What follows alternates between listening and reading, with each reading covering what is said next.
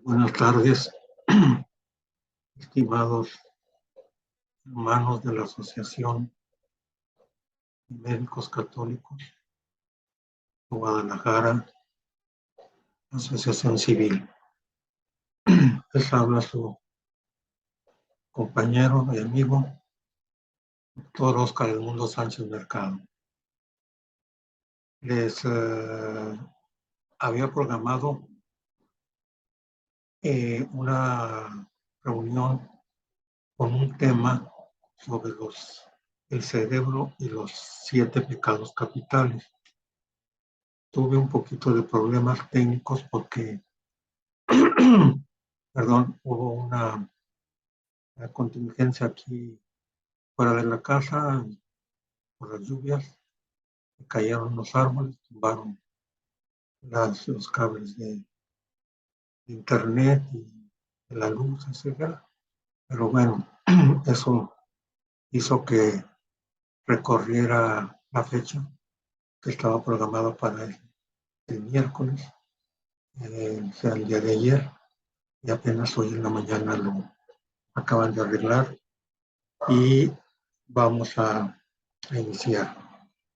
En estos días que sucedieron con la contingencia, estuve pensando con el fin de que quede más claro, mejor comprendido el tema, hacerlo en 2 partes. Esta primera parte que les voy a enviar es pequeña, es una introducción y se relaciona específicamente con lo que es los aspectos descriptivos anatomofuncionales del cerebro humano.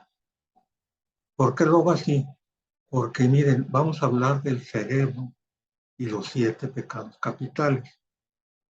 Y para que no entretenernos demasiado en estar tratando de localizar las áreas del cerebro que voy a estar mencionando en el sitio donde se supone que están asentados el origen o producción de cada uno de los 7 pecados capitales, entonces lo dividí en esta primera parte.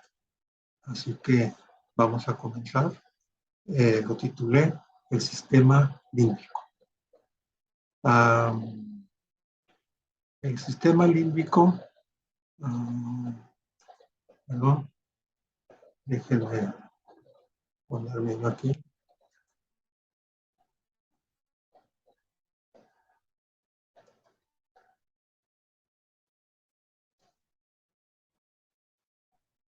Ahora sí. El sistema límbico.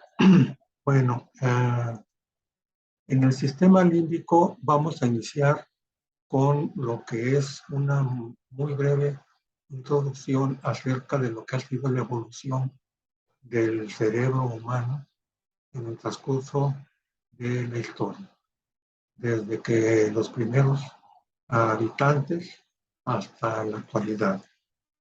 Un autor, Paul MacLean, ha dividido esta evolución en 3 etapas. La primera le llamó un cerebro reptiliano, es decir, que los humanos, los primeros habitantes, estaban dotados de unas cerebro, digámoslo de esta manera, ahora que estamos en la actualidad, para aquellos tiempos sería rudimentario en la actualidad, y es un cerebro reptiliano. Eso fue una parte de conjunto de células cerebrales en donde estaban asentados los instintos. Nada más era de tipo instintivo. Por eso se le ha llamado reptiliano. Dios nuestro Señor dotó al ser humano con una serie de instintos para la conservación, la producción de la especie y para la alimentación, para buscar el alimento, entre otros instintos más. Pero los más importantes fueron esos: el instinto del hambre, el instinto de la conservación y el instinto de la preservación de la especie o la sexualidad. Ese es el cerebro reptiliano. Posteriormente, conforme empezaron a actuar, a convivir, a interactuar los humanos, que fueron constituyendo aglomerados, posteriormente familias, tribus, etc., eh, mm, empezaron a tener ciertas situaciones de conflictivas o placenteras, y el cerebro fue evolucionando para desarrollar una segunda parte, un segundo cerebro, por decirlo así, que se agregó al primero y en el que estaban constituidos principalmente los núcleos encargados de gobernar las emociones, los sentimientos, las emociones, y ese se le llamó el sistema límbico.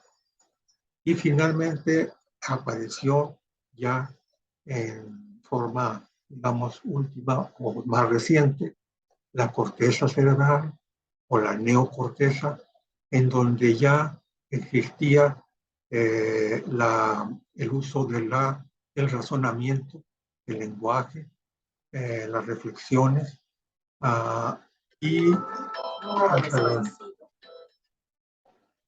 y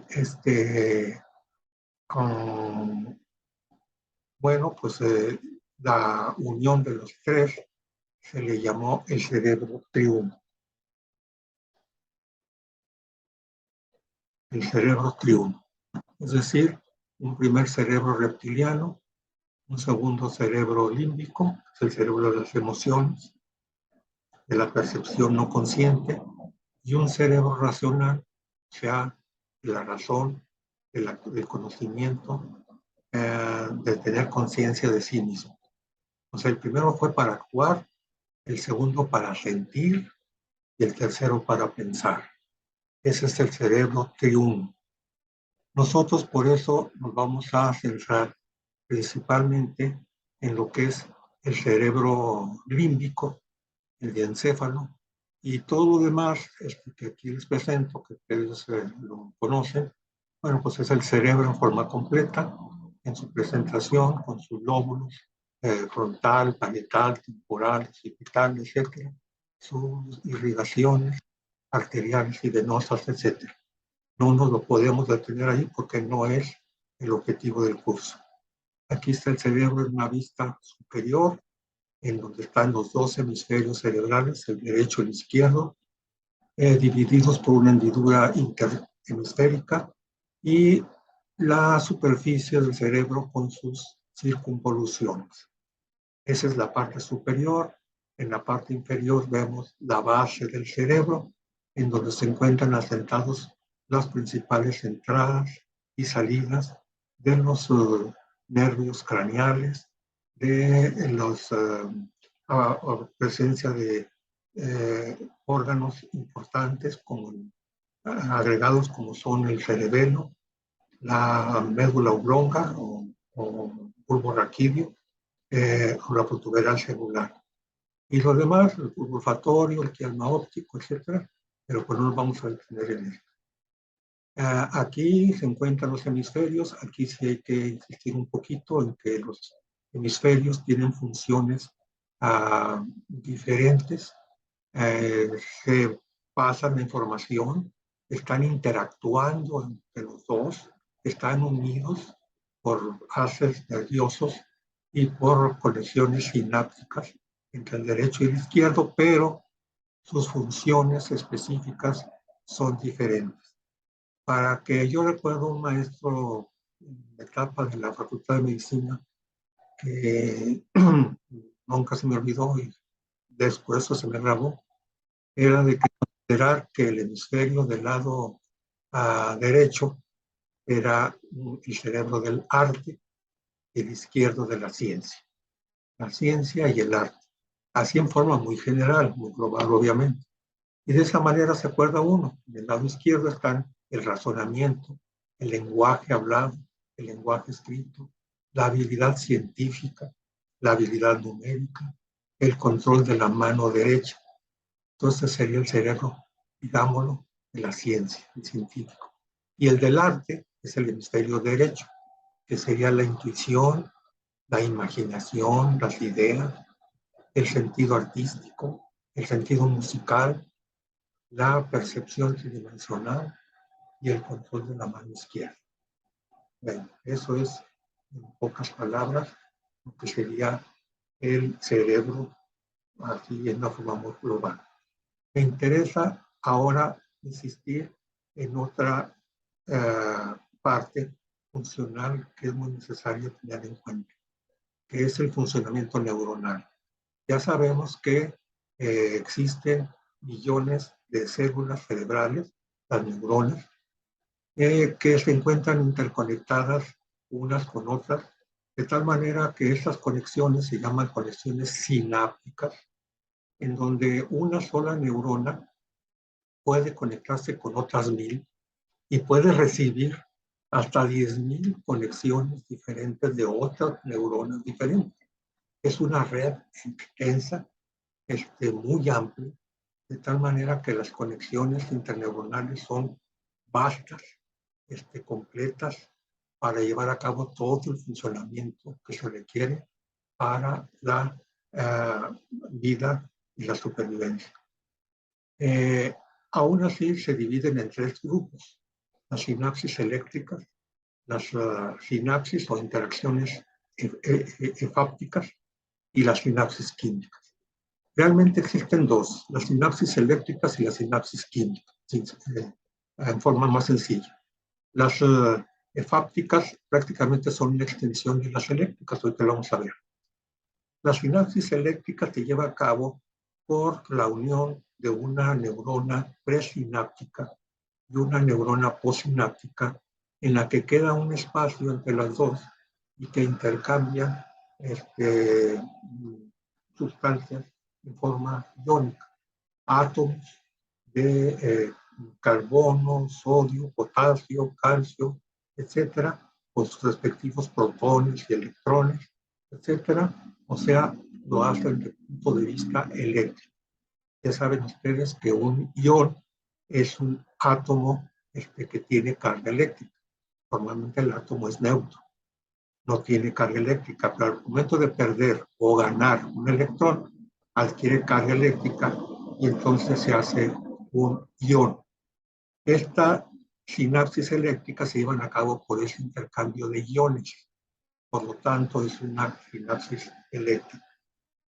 Tenemos también las sinapsis químicas, las efápticas, perdón, que como les digo, prácticamente es una extensión de las eléctricas. Es también una sinapsis eléctrica. La única diferencia es que en lugar de haber la separación de una neurona presináptica con la postsináptica, están unidas. O sea, no hay el espacio que se encuentra en la sinapsis eléctrica. Estas se encuentran unidas. Hay intercambio de iones igual, todo lo demás igual, pero la única diferencia es que están unidas las neuronas directamente. No hay espacio interneuronal. Es la única diferencia. Por eso les digo que la sinapsis eléctrica realmente comprende la eléctrica propiamente dicha y también la llamada efáptica, con la que está cerrada. La que sí es muy importante y la que más se utiliza es las sinapsis química, en la cual se encuentra la unión de una neurona presináptica con una postsináptica, se hace por medio de una sustancia química, pero bien, ya no es un átomo, ya no es un ion, sino que es una unión de varios átomos, o sea, es una molécula. Es una unión molecular. Es el mecanismo más común de este sistema nervioso. Y esos neurotransmisores, que ahorita los vamos a ver, nada más algunos de ellos, tienen la capacidad de estimular o inhibir a la neurona postsináptica. Y de esa manera se llevan a cabo las funciones. Entonces tendríamos que el sistema límbico está, perdón, que las uniones neuronales estarían ejemplificadas de esta manera. esta sería una neurona presináptica y esta sería una neurona postsináptica. Está un espacio intermedio entre los dos. Si hubiera aquí el intercambio nada más de iones, calcio, sodio, potasio, etcétera, estaríamos hablando de un intercambio de una sinapsis eléctrica o efáptica.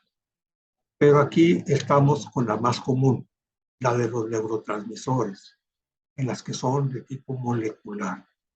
Las moléculas se producen en la neurona presináptica, se liberan a este espacio interneuronal y luego van a ser recibidas por receptores de la neurona postsináptica, principalmente por el fosfatidilinositol, y van a producir una respuesta biológica,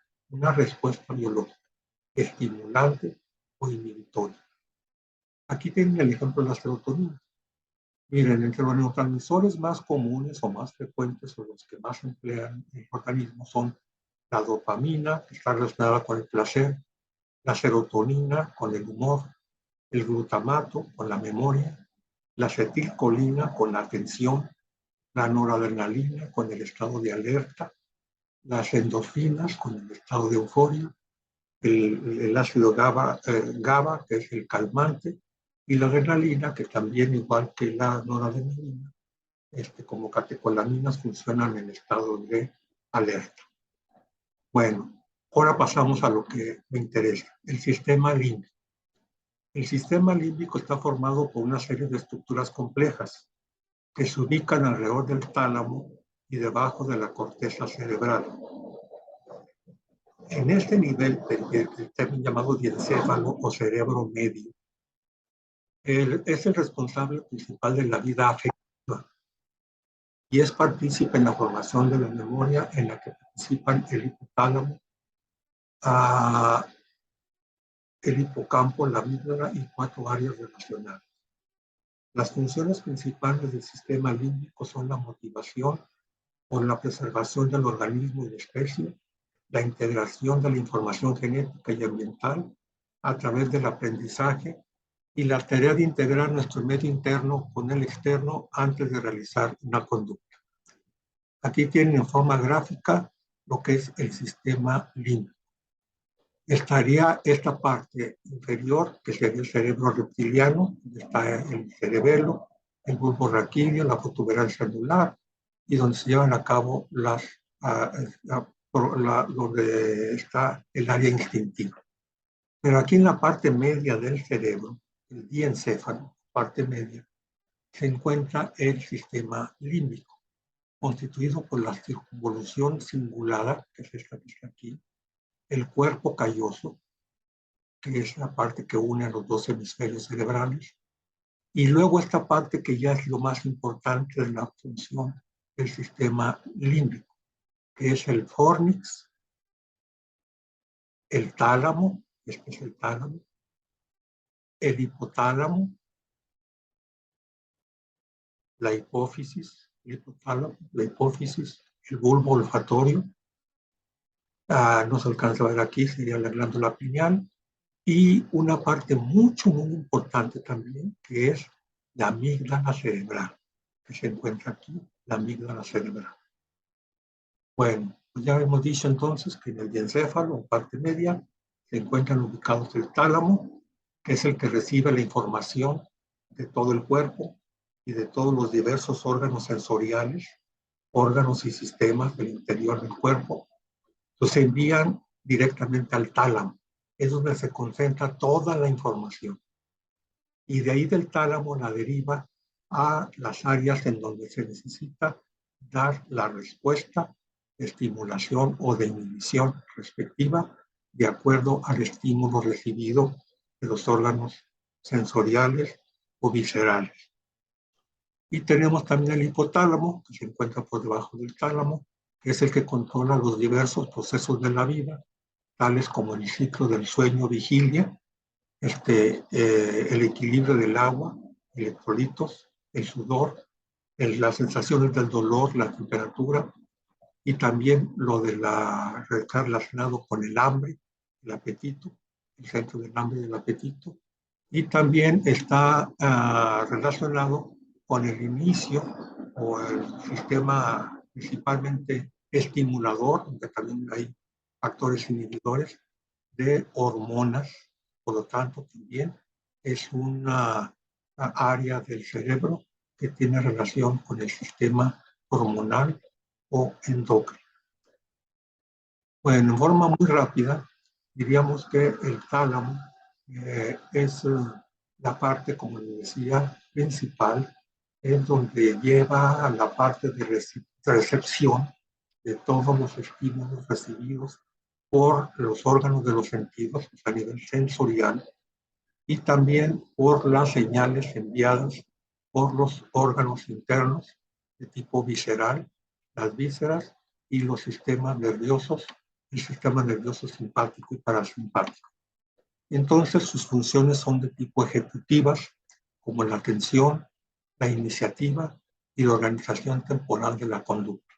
Se conecta inmediatamente con el hipotálamo, con la amígdala, con el hipocampo y con otras áreas que necesitan llevar a cabo la función dependiendo del efecto estimulante, el mensaje recibido de los órganos. En el hipotálamo se encuentra inmediatamente por abajo del tálamo. Este tiene mucha importancia porque ahí se regula el sistema nervioso simpático y el sistema nervioso parasimpático. Es decir, es el encargado de regular prácticamente todo el funcionamiento visceral a nivel del tubo digestivo, a nivel de lo que es el sistema circulatorio, el corazón, los vasos sanguíneos, la presión arterial, también los órganos sensoriales, algunos órganos sensoriales como el nervio óptico, la formación reticular ascendente, que es encargada de relación con la temperatura y con el proceso de dormir, de descansar, y también en parte con la sexualidad.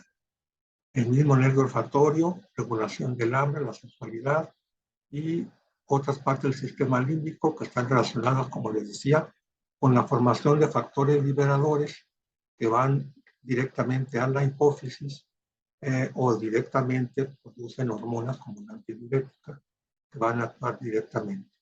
Entonces también tiene funciones de tipo endocrino. Aquí tenemos lo que son el hipotálamo, los núcleos principales del hipotálamo. Y tenemos el núcleo preóptico, los paraventriculares, el área hipotalámica anterior, el supraóptico, etc. Bueno, son 10 núcleos que hacen la función del hipotálamo, que se une directamente con la hipófisis, o lo que les decía, una glándula pituitaria, tanto en su lóbulo anterior como en el posterior, para formar las hormonas, sobre todo hipofisiarias, estimulantes, la tiroestimulante, las gonadotropinas, etc. Y además tiene relación muy importante con lo que es el hambre y la sed. Con la regulación de la temperatura, con la regulación del sistema circulatorio, la presión arterial, el ritmo cardíaco, también con el equilibrio pues, homeostático a través de la hormona antidiurética y también, muy importante, es la regulación de los ciclos circadianos, o sea, el reloj interno del cuerpo. Eso después les voy a dar una plática sobre los ritmos circadianos. Existen también otras estructuras del diencéfalo que son del sistema límbico, que son el subtálamo y el epitálamo. El subtálamo, su función principal se relaciona con el movimiento corporal. Las vías neuronales que lo atraviesan van hacia el tálamo, el cerebelo y los ganglios basales. O sea, se encargan del equilibrio y de la locomoción. El subtálamo. Junto, obviamente, con el cerebelo y otros órganos, otras áreas del cerebro implicadas en la locomoción y el movimiento. En el epitálamo principalmente se encuentra el núcleo abenular y la glándula pineal, que es donde se producen principalmente las hormonas melatonina, que se encargan de controlar el sueño, el despertar, y todo es debido a la acción de la luz. Mientras exista la luz, la glándula pineal y la melatonina están inhibidas. Al momento que la luz desaparece, disminuye o desaparece en la oscuridad, se estimula de inmediato la secreción de melatonina y empieza el proceso del sueño. Será por eso que a veces cuando apagan la luz en las reuniones nos quedamos dormidos. Bueno, aquí está pues ejemplificado el subtálamo y el epitálamo. No voy a ampliarme más. Está nada más para dejarles que están donde están ubicados, inmediatamente por debajo del hipotálamo y del tálamo, y sus acciones que ya se las mencioné. Existe otra parte del cerebro que se encuentra no visible así a simple vista. Se tiene que levantar el lóbulo temporal y el parietal para dejar ver en el fondo un lóbulo que se descubrió, y cuando se descubrió se le empezó obviamente a dar un montón o una serie, perdón, de funciones que se salieron de lo que realmente tiene como función principal. La ínsula principalmente tiene relación con el control visceromotor de las funciones sensitivas y motoras viscerales, o sea, sobre todo del sistema del tubo digestivo, del estómago, el intestino, etcétera, aumentando el tono y la motricidad del estómago, y principalmente con los órganos viscerales abdominales, aunque también puede tener cierta relación muy pequeña con lo que es a nivel respiratorio y otras vísceras, pero principalmente es a nivel gastrointestinal. También se ha relacionado con la sensibilidad intraabdominal y se le ha asignado funciones del habla, pero aún faltan pruebas más concluyentes, aunque todos los pacientes con déficit en el planteamiento de la articulación de la palabra tienen lesiones que incluyen discretas regiones del giro presentral izquierdo de la ínsula, región que parece especializada para dicho planeamiento.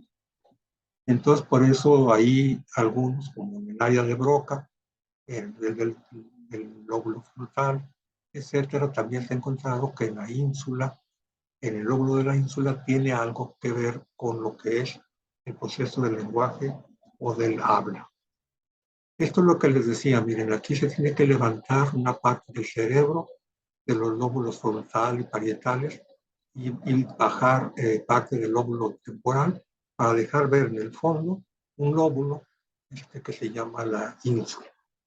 Ya les decía que está en relación con la percepción del gusto y el olfato, el control visceral y de la somatopercepción, a nivel sobre todo del tubo digestivo, y también puede ser en relación con el habla.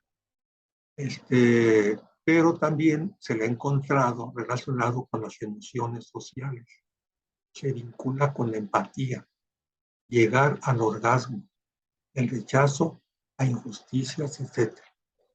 También en la homeostasis se encarga de controlar las funciones autónomas del sistema nervioso. Es procesadora de emociones, permite interpretar lo que entendemos por sentimientos según nuestros estados corporales. Hay que tener muy en claro lo que es un sentimiento y lo que es una emoción. El sentimiento es algo que es más permanente y la emoción es una acción súbita que emana del sentimiento y es muy explosiva, por decirlo así, pero es temporal. y la conciencia interoceptiva que se activa al establecer conciencia sobre el propio cuerpo en relacionada con la percepción del dolor. Existen dos áreas también muy importantes que son el hipocampo y la amígdala cerebral. El hipocampo es la parte del sistema límbico que está relacionado con la memoria declarativa, la memoria y el aprendizaje está en el hipocampo. De tal manera que es un área que se encuentra afectada en las personas que tienen problemas de Alzheimer o de otros problemas de tipo cognitivo, el hipocampo. Eso lo vamos a ver en otra plática que me voy a permitir presentarles, que es en relación con la enfermedad de Alzheimer. Pero hay que entender desde ahorita que el hipocampo está relacionado con la memoria, el aprendizaje, ¿sí? Aprendizaje y memoria se llevan a cabo en el hipocampo. Aquí tenemos lo que es las áreas. Esta parte que ustedes ven aquí, medio enrollada como un gusano, una especie de un gusano, es el hipocampo. En el hipocampo tiene varias partes que están específicamente relacionadas con funciones determinadas, para la memoria, para el aprendizaje, y para ciertas respuestas también coordinadas con otras áreas del tálamo y del hipotálamo, principalmente la fimbria y lo que es la amígdala cerebral. Aquí se encuentra un poquito menos detallado, pero es para que entiendan cómo está inmediatamente por debajo de lo que sería de lo que es el ventrículo lateral, que es uno de los ventrículos laterales, se encuentra inmediatamente por debajo de él el hipocampo, ¿no? Con todas sus partes que le dan el funcionamiento para el aprendizaje y la memoria. Es esta parte de aquí, y por lo tanto se relaciona con la parte caudal, su parte caudal, con el lóbulo temporal, el hipocampo. Bueno, la última parte que nos interesa ver es la amígdala cerebral. La amígdala cerebral es una masa con forma de dos almendras que se sitúan a ambos lados del tálamo, en el extremo inferior del hipocampo.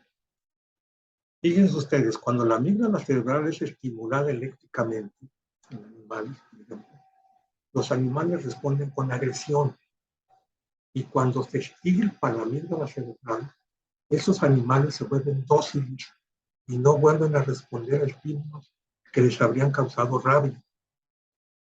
Entonces está relacionado con un estado emotivo muy intenso de la ira, principalmente, en donde está la agresión en su forma más, en su estimulación más intensa, o bien cuando está inhibida, cuando se inhibe, o en este caso con los animales de experimentación, que se les extirpó, entonces viene la calma, o una respuesta tranquila, en relación con el estímulo que pudo haber provocado eso, que generalmente es la interactuación con otros seres humanos o la presencia del miedo a señales que son concebidas en su interior como algo de peligro.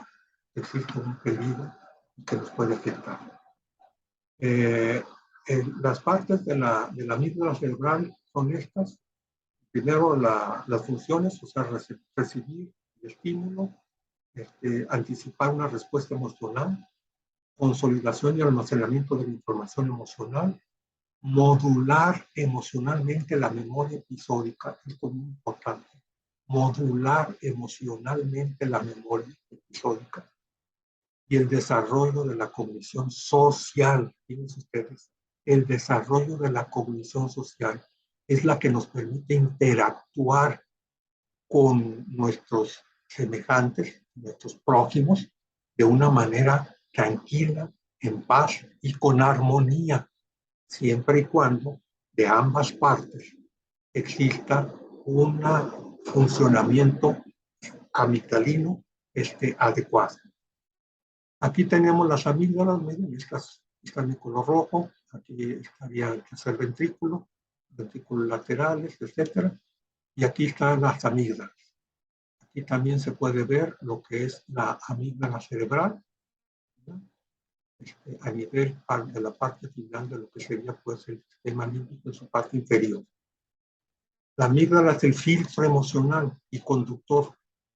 Cuando se presenta el estrés, el cerebro se vuelve reflector de la información.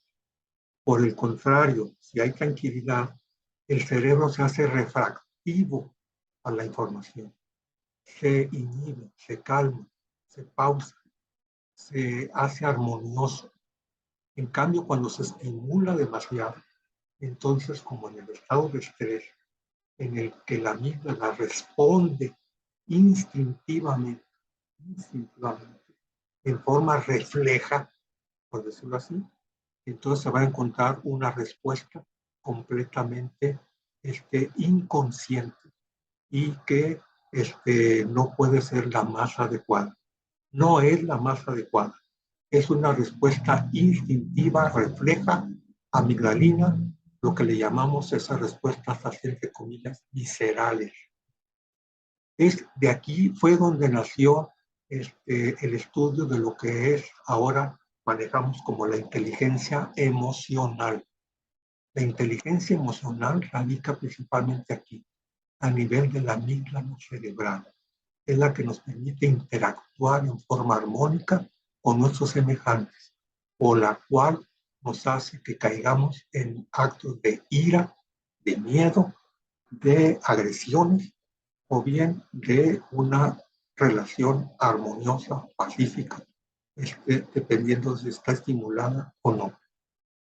Entonces veríamos que todos los estímulos que tenemos son principalmente tipo sensorial, o sea, por lo que vemos, oímos, tocamos, recibimos, etc.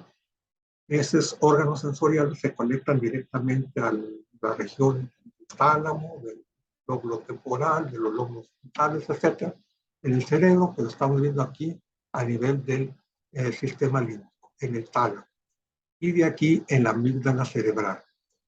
Fíjense ustedes que si esta situación de estimulación de la amígdala cerebral se da y permanece ahí, pero es tan intensa que no manda, la amígdala cerebral, no manda la comunicación con la corteza cerebral para que la respuesta de la corteza cerebral sea tomada en cuenta por medio de la razón, del razonamiento, y de una respuesta satisfactoria, controlada, razonada y, digamos, cortical, ¿no? Coherente. En cambio, cuando la amígdala reacciona en forma inmediata, entonces viene el aspecto de la ira, el de combatir, el de agredir.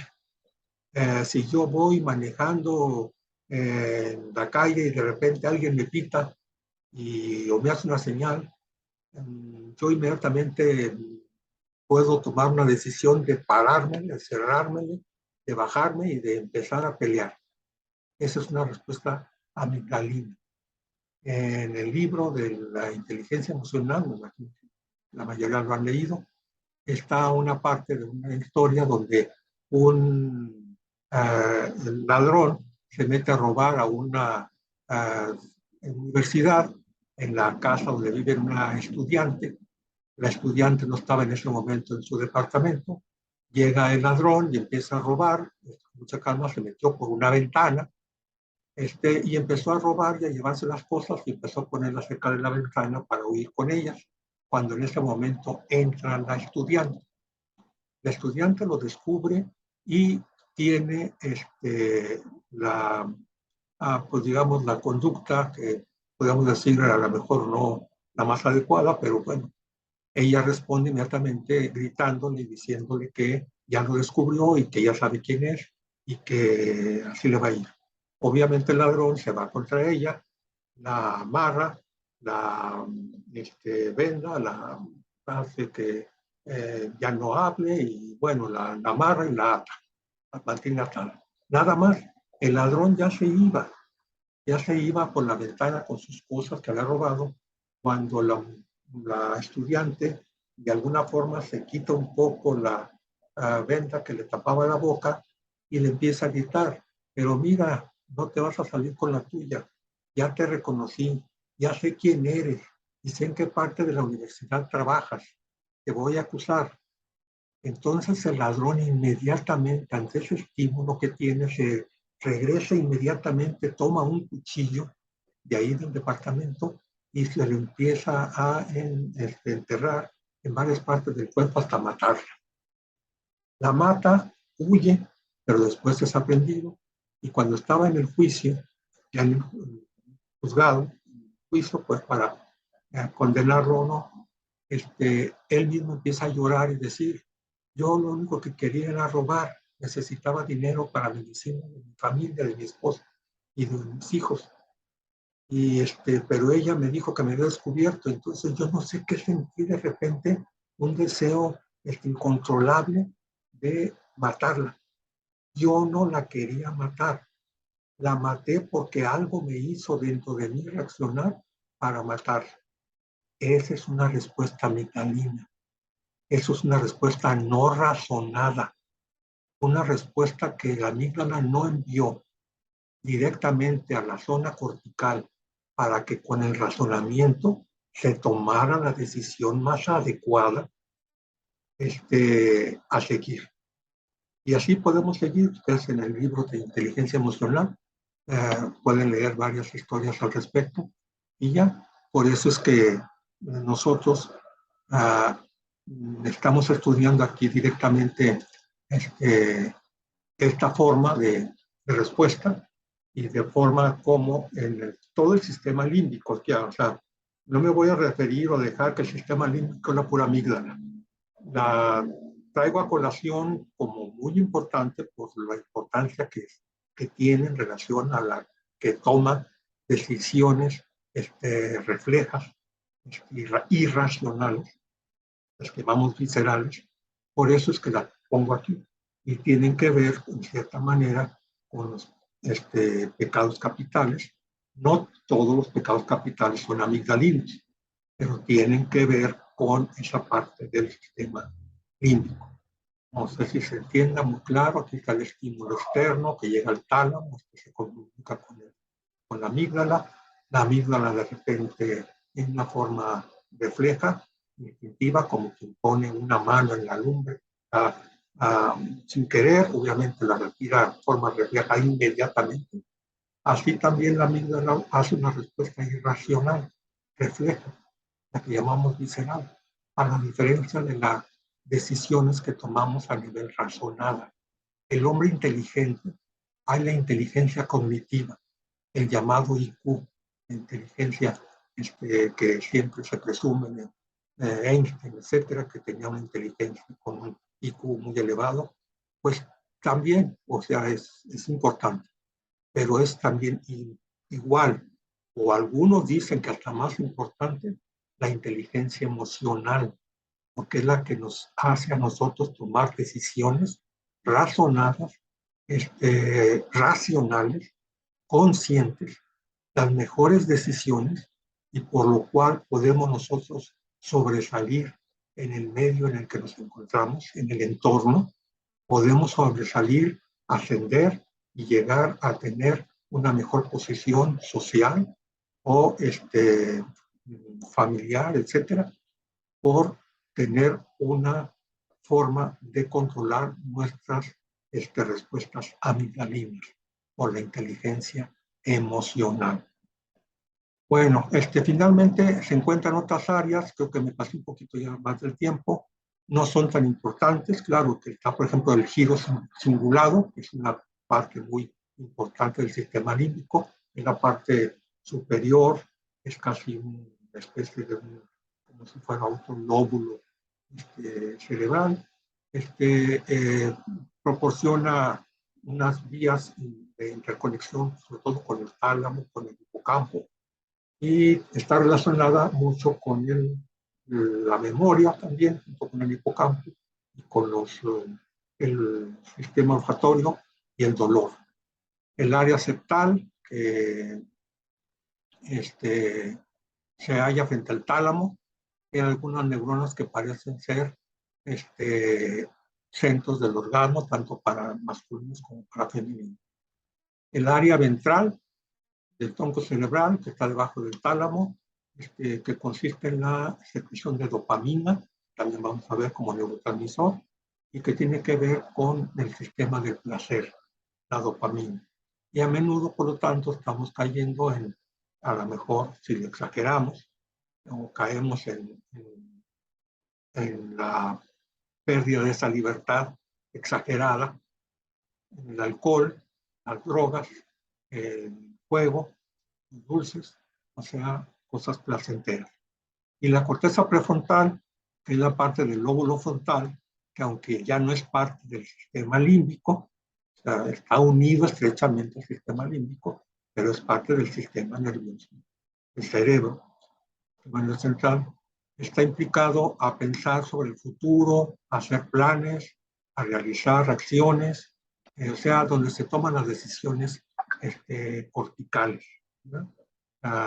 Planeadas, y por lo tanto tiene un cierto papel regulador en lo que son el placer y las adicciones. Bueno, pues eso es todo. Es, como les digo, una parte muy breve de la descripción de lo que es el cerebro, sobre todo en el sistema límbico. Esto es la primera parte de lo que vamos a ver enseguida. Voy a mandarles esta primero y voy a dar un tiempecito el día de hoy para que lo puedan ver, más o menos comprender, entenderlo.